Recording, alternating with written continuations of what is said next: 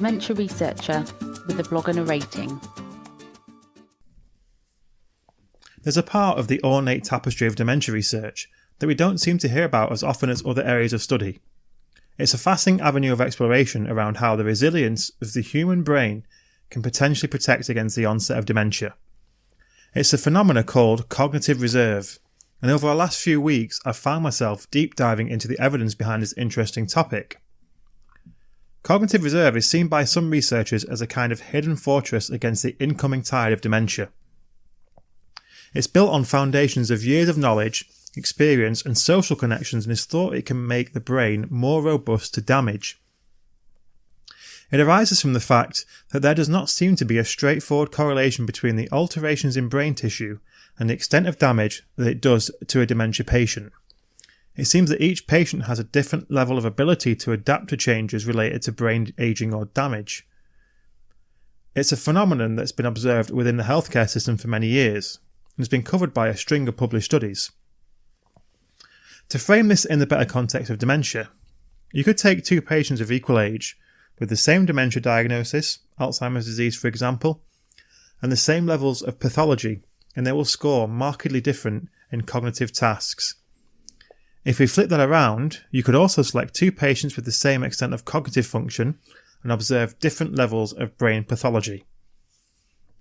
There doesn't seem to be a golden rule that ties the extent of cognitive function to how much damage is done to the brain. So how do we make our brains more resilient to damage? Well, it seems we start to develop our cognitive reserve from childhood and continue to build on it throughout our life. Some of the most critical factors include our education, social interactions, how engaging our jobs are, how much we stimulate our brains outside of work.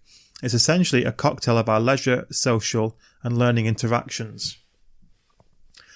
There's a number of studies out there that show correlations between decelerated brain aging and damage with things like how long you spent in education, whether you can speak multiple languages, whether you are socially active, etc.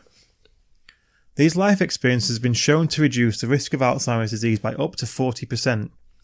That doesn't necessarily mean not developing brain changes associated with the disease, but your brain may be more capable of managing and adapting to those changes without resulting in some of the noticeable symptoms we associate with something like Alzheimer's.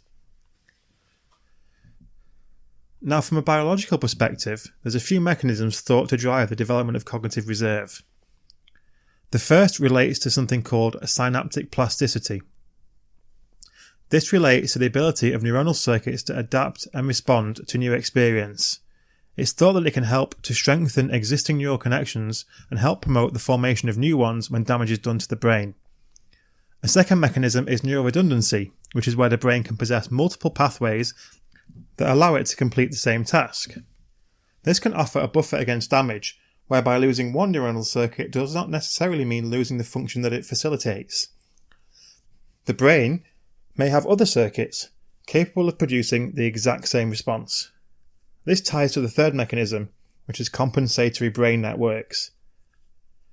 This is where the brain is able to recruit alternative brain regions in order to compensate for the damage that's occurring. So what does this mean for us? Well, understanding the role of cognitive reserve in dementia can give us critical insights into how we can protect our brains against the onset of dementia. It gives us things we can do to lower our risk, and that's a powerful tool.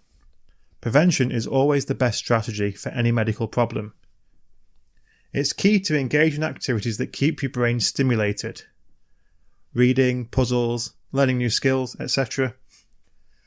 These can all help us build up that critical cognitive reserve that could help us should the worst happen. If we combine that with healthy eating, regular exercise, and frequent social interactions, we put ourselves in a strong position to give our brains the best opportunity to age with grace. It's a case of investing in our brains today so that they can look after us tomorrow. Thank you for listening. Join the Dementia Research bloggers and share your own views.